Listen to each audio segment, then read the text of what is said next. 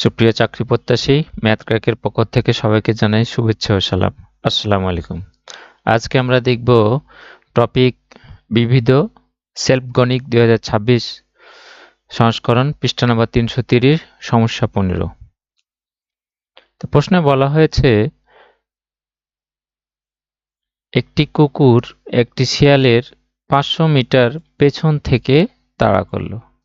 1 kilometre যেতে শিয়ালের 10 minute এবং কুকুরের 6 মিনিট সময় লাগলে কতক্ষণ পর কুকুর শিয়ালটিকে ধরতে পারবে? অর্থাৎ একটা কুকুর শিয়ালের 500 মিটার পেছনে আছে এবং তারা তাড়া করলো।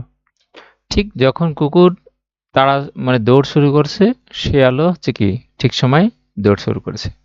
কিন্তু 1 কিলোমিটার যেতে শিয়ালের 10 মিনিট লাগে এবং কুকুরের 6 মিনিট লাগে। এখন তাহলে কতক্ষণ পর কুকুর শিয়ালটিকে ধরতে পারবে? এখন দেখেন যে এখানে একটা সলিউশন দেওয়া আছে। তো এই সলিউশনটা আপনারা নিজে নিজে চেষ্টা করবেন। না বুঝতে পারলে কমেন্টে জানাবেন এবং আমরা একটু অন্য পদ্ধতিতে দেখি আর কি। তো প্রশ্নে বলা হয়েছিল একটি কুকুর ও একটি শিয়াল 500 মিটার পিছন থেকে তাড়া করলো। আর শিয়ালের 10 মিনিট লাগে 1 কিলোমিটার যেতে এবং কুকুরের 6 মিনিট লাগে। কতক্ষণ পর কুকুরটি শিয়ালকে ধরতে পারবে? তাহলে এখন দেখি, আমরা এখানে সমাধান 2 রেখেছি। দেখ, এখানে বলা হয়েছে যে সময়ের অনুপাত কুকুর এবং শিয়াল কত? 6 এবং 10। আমরা জানি সময়ের অনুপাত যা থাকে গতি কি তার বিপরীত হয়ে যায়। তাহলে গতির অনুপাত হবে কুকুরের হবে 10 এবং কি শিয়ালের হবে 6। মনে করি কুকুর শিয়ালটি ধরতে পারবে ক দূরত্বে।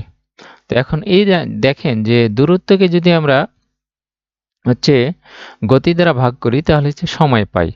মনে করি ক একে যদি এই যে শিয়ালের গতি 6 দ্বারা ভাগ করি তাহলে এর একটা সময় পাবো। এবং শিয়াল তো দেখেন 500 মিটার কি হচ্ছিল আগে ছিল, তাহলে এই দেখেন এই যে ক প্লাস 500, এখন এখানে কি কুকুরের যদি আমরা গতি দিয়ে ভাগ করি তাহলে একটা সময় পাবো। এখন এই দুইটা কেন সমান হচ্ছে? দেখেন যে শিয়াল 500 মিটার আগায় আছে ঠিক কথা, কিন্তু যে কোনো একটা দূরত্বে গিয়ে কিন্তু তাকে ধরে ফেলবে। তাহলে এই যে ধরে ফেললো, তাহলে দেখেন শিয়াল যতটুকু দৌড়ালো যে সময়ে, কুকুরও কিন্তু সেই সময়ে অতটুকুই দৌড়িয়েছে। এই জন্য দুজনের সময়টা কি হয়ে গেছে? সমান হয়ে গেছে। এখন এখান থেকে যদি আমরা সমাধান করি তাহলে 10 ক এবং এদিকে 6 ক প্লাস 3000, এখন ক এর মান পেয়ে যাবো আমরা 450 মিটার।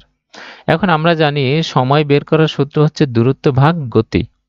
এখন দেখেন শিয়াল তো 500 মিটার আগায় ছিল, আর কয়ের দূরত্ব 750 পেয়েছি আমরা। তাহলে আলটিমেটলি শিয়ালের দূরত্ব শিয়াল কতটুকু গিয়েছে? 750 মিটার। এখন এই 750 মিটার কাকে কাভার করতে হবে? কুকুরকে।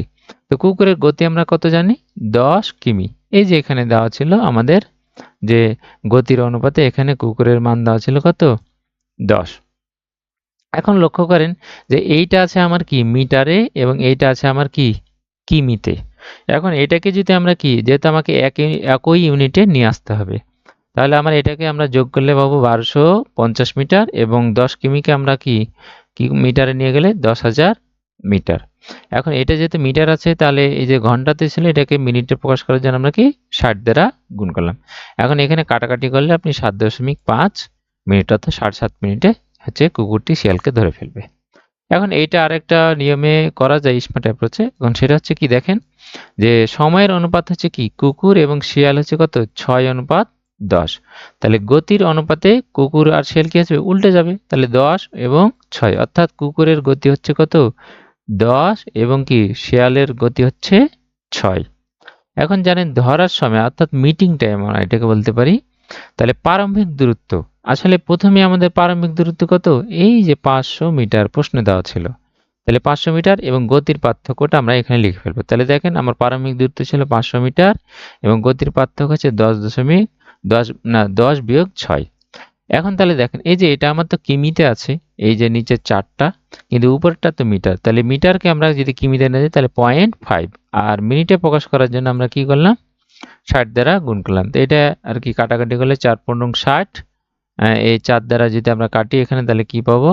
এখানে আমরা হচ্ছে 15 পেয়ে যাব, এবং এই 15 এবং 5 গুণ করলে আমার হচ্ছে 7.5 মিনিট। অর্থাৎ এই প্রশ্নের উত্তর হচ্ছে 7.5 মিনিট পরে কুকুর শিয়ালটিকে ধরতে পারবে। তো জেনারেল অ্যাপ্রোচে করতে পারেন, কোনো সমস্যা নেই, কিন্তু আপনারা এইভাবে যদি একটু চিন্তা করতে পারেন খুব দ্রুত হবে পরীক্ষাতে এবং ক্যালকুলেশন অনেকটা কমে যাবে। তো আজকে এই পর্যন্তই। আল্লাহ হাফেজ।